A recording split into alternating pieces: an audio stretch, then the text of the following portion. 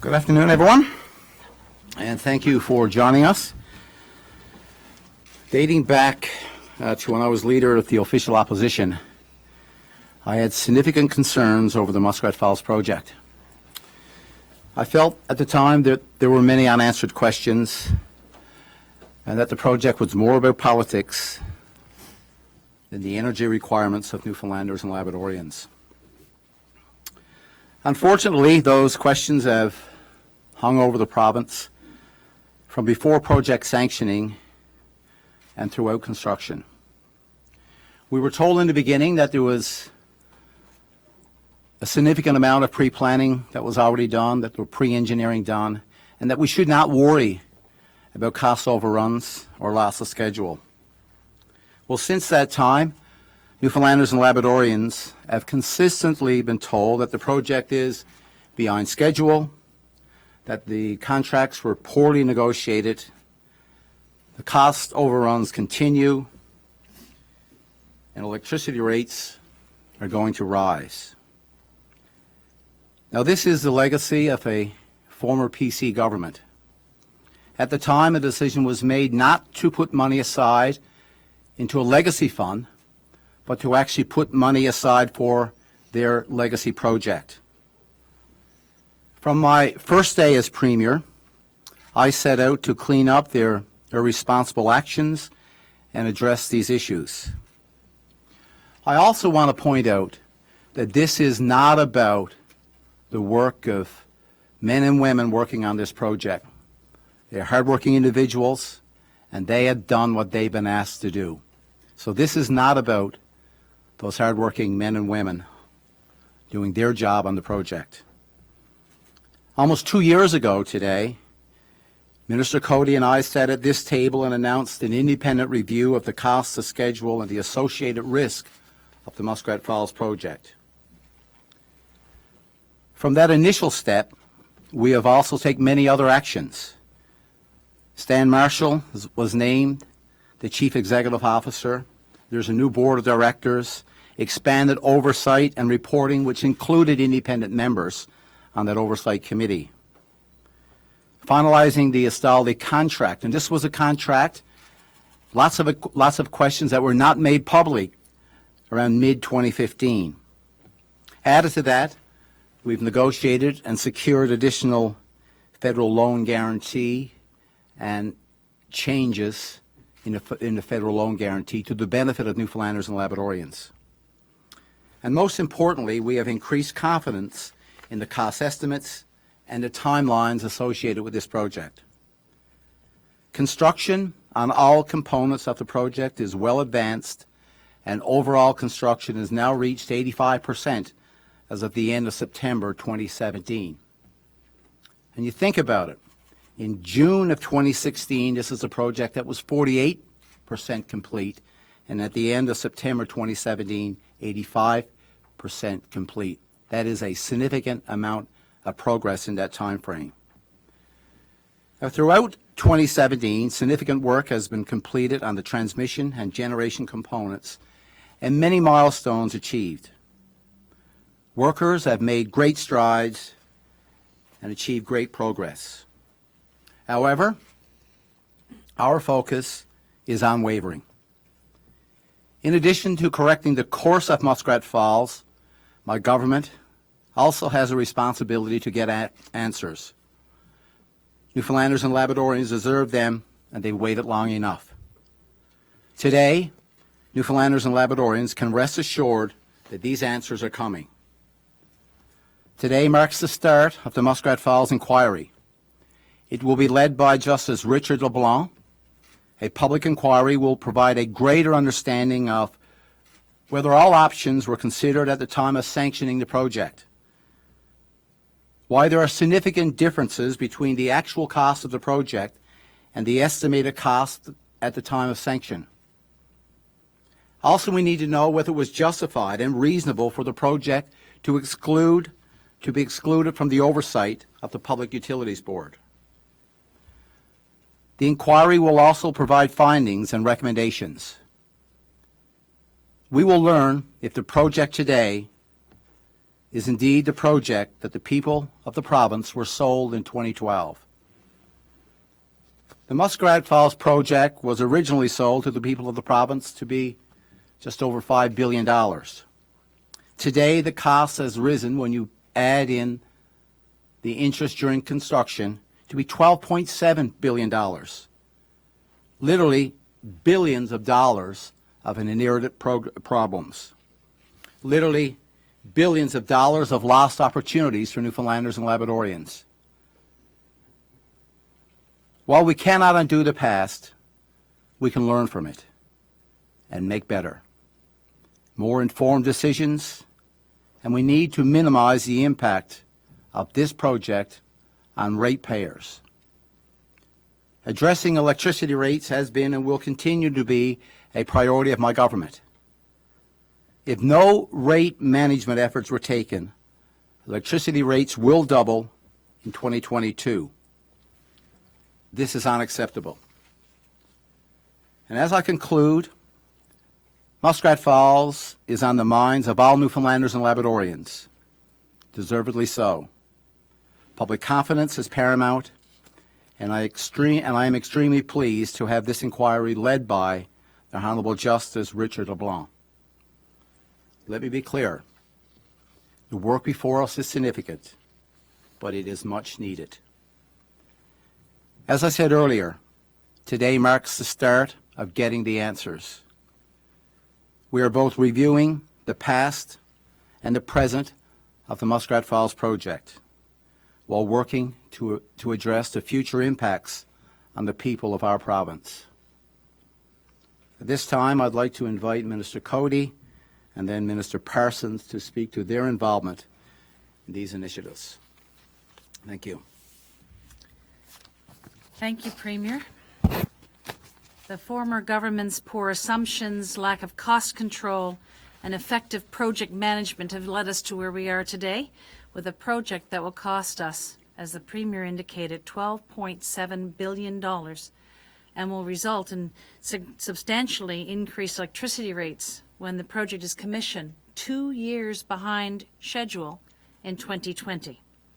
We have consistently questioned the decision-making process of the former government on this project, knowing why decisions were made as they were and why costs were not accurate must be clearly understood so that it never happens again.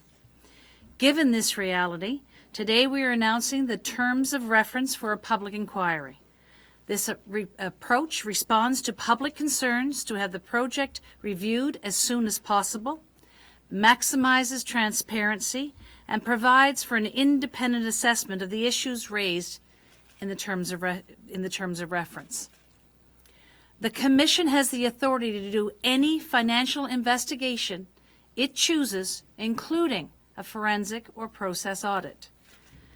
The inquiry will address project sanctioning and execution, exemption of the project from pub oversight, and project costs and schedule.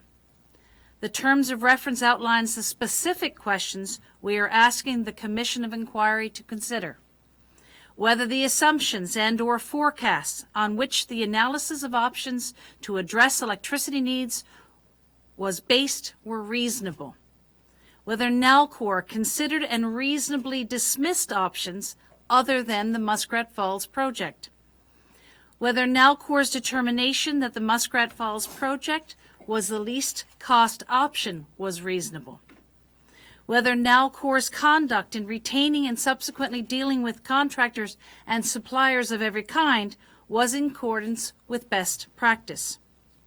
Whether and how the terms of the contractual arrangements between Nalcor and the various contractors retained in relation to the Muskrat Falls project contributed to delays and cost overruns. Whether the overall project management structure Nalcor developed and followed was in accordance with best practice, and whether it contributed to cost increases and project delays. Whether the overall procurement strategy developed by Nalcor for the project was appropriate. Whether any risk assessments, financial or otherwise, in respect to the Muskrat Falls project were conducted in accordance with best practice, how Nalcor took possession of such reports, and whether Nalcor took appropriate actions and measures to mitigate the risks identified, and whether Nalcor made government aware of these reports. Whether the commercial arrangements Nalcor negotiated were reasonable and competently negotiated. The Commission of Inquiry will make recommendations that it considers necessary and advisable, and will deliver a final report to me as Minister of Natural Resources before December 31st, 2019. On behalf of the province's taxpayers and ratepayers, we will continue our efforts to move the project forward as effectively as possible, despite the challenges of the project we inherited. Thank you. Thank you, everyone, for being here today. I am pleased to be here with the Premier and Minister Cody as our government officially announces a public inquiry respecting the Muskrat Falls Project.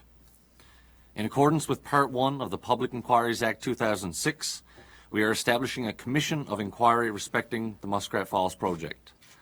The Honourable Justice Richard D. LeBlanc of the Supreme Court of Newfoundland and Labrador is appointed as the sole Commissioner and will conduct the inquiry, which is expected to take approximately 2 years. I would like to thank Justice LeBlanc for accepting the duties as Commissioner. Justice LeBlanc started his career as a provincial court judge in Wabush, and for the last 6 years he has been serving as the Senior Administrative Judge with the Family Division of the Supreme Court of Newfoundland and Labrador. In his years in private practice, Justice LeBlanc focused mainly on Aboriginal, criminal, civil, and property law.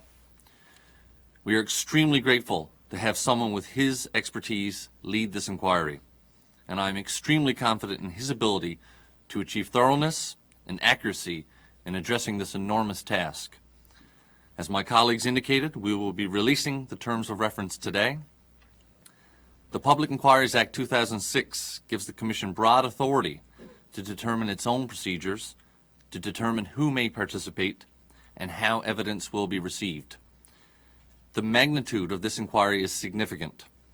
It will provide a thorough and detailed review of the facts and circumstances in their entirety. People who believe they have an interest in the subject of the inquiry will have an opportunity to apply to participate. Under the legislation, the Commissioner will determine who participates and how evidence will be received. The Commission also has the authority to issue a summons to compel a person to participate in the inquiry. This will ensure all information is considered, nothing will be left unanswered.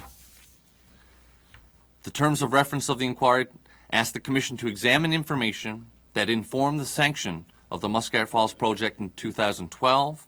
However, it will be within the discretion of the Commission to determine how far back it needs to go. As is laid out in Section 22 of the Act, I will work with the Commission in the coming weeks to determine the resources required for the inquiry, and this will be reflected in our 2018-2019 budget. As the Minister of Justice and Public Safety, I am responsible for the Public Inquiries Act. However, the independence of the inquiry is crucial in maintaining public confidence in our system. Thank you. So with Justice LeBlanc's report due the end of 2019, that's around the same time the project is supposed to be finished. So does that mean recommending halting the project or making changes to the project is off the table for this inquiry? Well, what we know about halting the project or stopping the project in this particular case is that the bills and the associated invoices and costs of this project will not go away.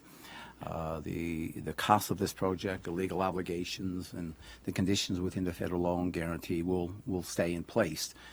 So the cost of the project will be borne by the ratepayers, taxpayers of this province. If this was shut down today or in 2019, those costs remain. This will have an impact on future generations, current and future generations of our province. So stopping the project is not going to make the bills or the responsibilities go away with the Muskrat Falls Project. I want to ask about the timing of this. December 31st, 2019, it could be earlier, but if it comes in on deadline, that's going to be after the provincial election. Why not have this report done before voters go to the polls? Well, you know, first of all, when you sit down and you look at the terms of reference and you discuss the scope and the magnitude of what this inquiry would look like, through the judgment of, the Justice Richard LeBlanc, in his determination, it was his suggestion then that this would be on December the 31st, 2019. And so this was a date that was given to us, by the justice in this particular case. This was the appropriate amount of time that he felt was necessary to get this amount of work done. Would you like to see the report come out before the election? There's a lot of information I would have liked seen come out before the 2015 election, as an example. There was questions I went looking for then that I thought people should know. But, I leave this to be an independent analysis, an independent review, an independent inquiry. The dates that's chosen is the one that is chosen by Justice Richard LeBlanc himself, and we certainly appreciate the fact that he put that timeline in place, and that's his timeline. For us, we'll continue to do what's right for Newfoundlanders and Labradorians. We know that there's a significant amount of work that we need to do with rate mitigation, given the impact of this project on the future generations of our province. And Premier, to what extent are you confident that you'll get the answers from this sort of process that you might get from, say, a forensic audit? Well, as been mentioned by the Minister, that if you look at the sections within the terms of reference there, you'll see there are provisions for the Commissioner to actually use the expertise, the financial expertise, either for this inquiry. It could also mean there'd be engineering, construction, and so on. But there is provisions there that for the Commissioner to actually do a forensic audit if indeed he sees fit. And that provision is there. I think this inquiry goes much deeper, much broader, and that's the reason why we wanted to make sure that the scope was broad enough to give the Commissioner the breadth, and the depth of that he would need to actually get to the answers, so that people in Newfoundland and Labrador could actually restore confidence in the young men and women, the skilled workforce that we have as we take on future projects in the future.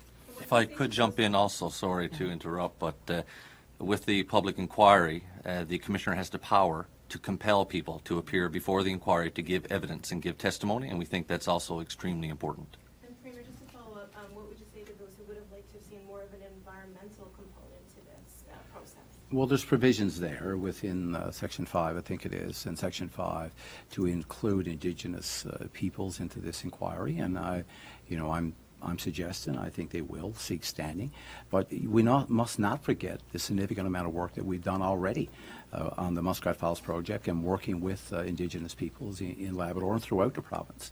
The IEAC, I think, the Independent Expert Advisory Committee, is a good example of how we work with all three Indigenous groups in Labrador to address some of the concerns around the environmental issues. I will say, too, that there's been a work done with the Nunatuavut members to actually get them in a position where they would also be able to participate in a more meaningful way. So aside from the inquiry, we've taken the responsibility of working very closely with our Indigenous peoples, but inside the inquiry, there's provisions there for them to be included. And, I'm hoping, and I have a good feeling that they will want to participate in this inquiry as well. Premier, the Indigenous community, though, is not the only one that's concerned about the environmental impact. Why is there not specifically an inquiry component that would include environmental? Because they're living there, yes, it affects them, there's no doubt about that, but the environmental, maybe there are answers to be found in the lack of environmental oversight, if that's what the Commissioner finds. Well, this is a broad inquiry, and, we're fully anticipating that many people will bring their concerns. It's a long inquiry. We need to give the Justice LeBlanc the time that's required to make sure that we address the concerns. We've outlined this in the inquiry about, what the options would have been in terms of meeting the electricity needs. Are they fully reflective of where we were, where this, project ended up, around cost, why the PUB was taking out. So it's a very broad range of in this inquiry, which will allow people that to address their concerns in front of the inquiry. And I'm anticipating many of those concerns will be brought to Justice LeBlanc. Will the Commission have access to cabinet records? For us, I think they will. As you look at when you look at public inquiries, they have a right to go in and look at cabinet documents. All I can tell you is that any documents that we have had from our administration, we'll be more than willing to comply with Justice LeBlanc, and we will make sure that the level of information that he requires to make the best recommendations for the people of our province, we will make that information available. Will Justice LeBlanc have access to Nalcor documents? Yeah, matter of fact, and the minister has made Nalcor, they put them on alert quite some time ago to make sure that those documents are secure. And I would like to say, too, I think is a worthwhile point in knowing that the terms of reference that we're releasing here today was not decided by, or there was no input from Nalcor. They will participate. They said they will participate in this inquiry, and those documents, I'm confident, will be open for review by the Justice and Is by the Nalcor Commissioner. giving government an estimate on the impact of the inquiry, if any, on project completion? Not right now. We know the project is, as of September the end of September 2017, 85% complete. You've heard me say many times that the importance of the timing around this inquiry would be that we would not disrupt the construction of the project. We feel, and we've had those discussions with Nalcor, that we're in a position now to be able to get this inquiry started. People have been waiting for quite some time to get this done, and we are now in a position to get this inquiry started. When did you first approach the Justice to take on the case? That was done, Andrew would have a better idea than that, but It would have been a number of weeks ago. There's a protocol in place as it relates to any inquiry that you're supposed to reach out to the Chief Justices of your court. So that's a conversation that I've had some time ago. We've known since the Premier announced it that this was upcoming, so we reached out. But it is a huge commitment. This is even more so than the last inquiry we did. This is a huge time commitment, so we wanted to make sure that we could get an individuals prepared to take this on. So to get someone of Justice LeBlanc's capability and caliber was excellent.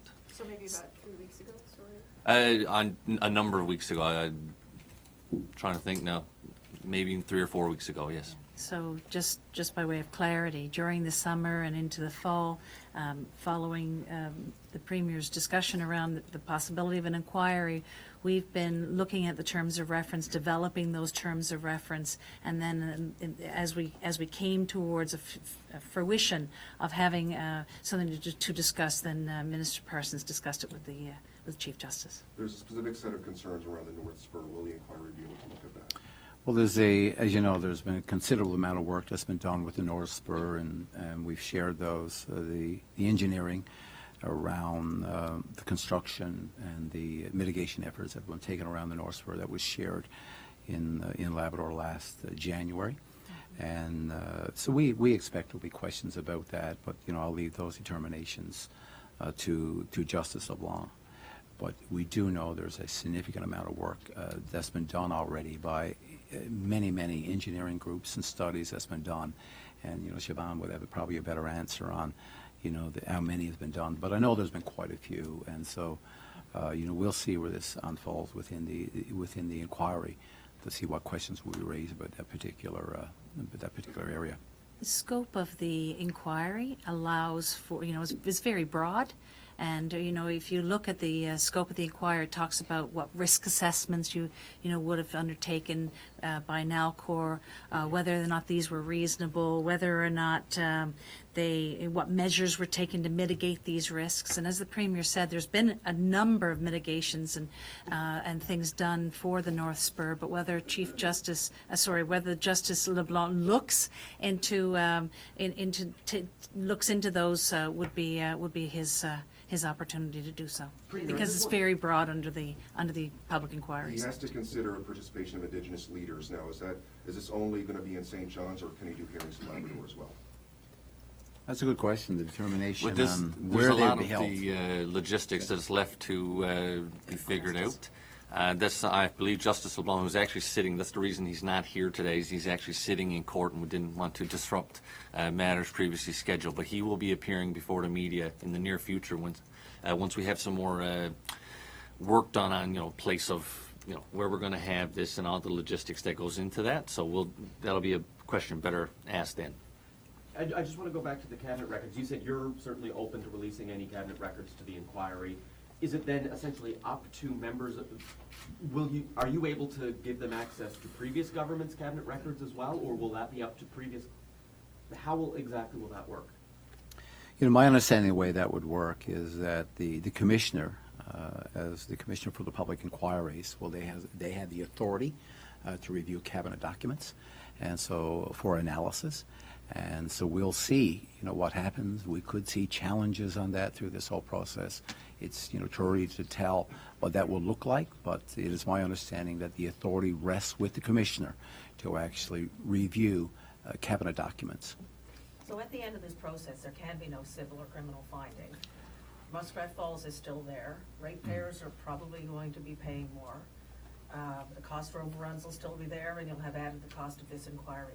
What will have been achieved at the end of the process? There are a couple things. Is that, and as Andrew would point out, I'm sure, is that when you start any inquiry, the first question you want answered is what happened here. And then the secondly is what lessons do you learn so that it doesn't happen again. People have asked a lot of questions, and no matter where we go in this province, people want to know how we got from an announcement of a project of just over $5 billion to a project today at $12.7 billion. It's a project, when you look at the last 5 years, on average, it spends $6 million a day. So that's the impact, and will have an impact on future generations. So the inquiry will have value. There will be lessons that we would have learned. There will be recommendations that will come out of this. What I want to do is make sure that we restore the confidence in Newfoundlanders and Labradorians that we can actually do projects. We have the skill sets to do it. But we need to know is that the decisions that were made at the beginning, at sanction time of this project, indeed, were they right? And what lessons did we learn along the way so that we prevent this from happening again in the future? So as a longtime opponent of the project, you were in opposition, and you've made that clear again today. If it comes back that everything was done right, is that an outcome that you're prepared to accept? Well, the outcome is what I opposed in the beginning was a project that at just over $5 billion. This project is not at $5 billion. It will never be a $5 billion project. I always felt, for any number of reasons, when it was not popular to be not supporting the Muskrat Falls Project, that this would have far-reaching impacts on Newfoundlanders and Labradorians, that it would impact rates, and maybe that all the options were not considered. The fact that oil would always be over $100 a barrel was not something that I ever supported. But this is not about I told you so at all. This is about the confidence of Newfoundlanders and Labradorians, and that we can be confident to take on major projects again in the future. That is what I want to find out from all of this. And I will tell you that if the commissioner files a report in 2019 and says that this was the right project, given the magnitude, the scope, the cost, and the far-reaching impacts, well, then I will look at him and say, thank you for your report. Well done. On cost of the inquiry, sir, on cost of the inquiry, do you see any point in time, any number at which the provincial government would say, okay, that's maybe a bit too much? Well, once you start an inquiry and you make a commitment to get the answers that are required, the answers that people want to know, that's the cost of the inquiry. Right here, there's a timeline that we'll put onto this. With the Minister of Justice and Public Safety, they will work out a budget. Right now, this will be essentially a 2-year inquiry. But at the end of the day, let's not forget that we are spending $6 million a day on this project on average. The impact there will be tremendous for current and future generations. So this is where we are with this. The project will now meet over the next 2 years. There will be recommendations that will come out of this, and we're committed to getting this done because people have a right to know. So that's a no? The number 2 on it? Shutting it down because of a budget. No, the cost for the inquiry, sorry. That's what I'm saying, is that we started this project right now. We must we must give the justice the tools that he requires to get the answers that people want to know. The Justice LeBlanc himself here will manage the budget, and he will make sure that we get this completed and we get those questions answered. I don't think this government's in a position to give a blank check to anybody. But that being said, there is an independence here. But we'd like to think that the answers here need to come. I'd like to think that they have a recognition that we'll do everything that's possible to manage the cost to hold this inquiry, but at the end of the day, the answers need to come out here. There's simply too many questions being asked by too many people.